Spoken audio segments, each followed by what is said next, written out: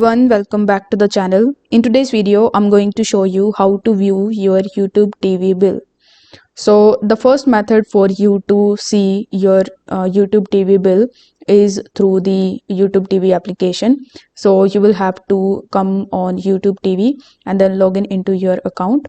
Afterwards, you need to click on your profile icon in the top right hand corner of the screen and then click on settings. Now, once you come into your settings, by default, you will be on this membership page, but you will have to click on the billing option. Now, after clicking on billing, you will be shown this type of page like YouTube TV with Google Payments. So here you need to click on the update option and then you will be redirected on Google Payment Center.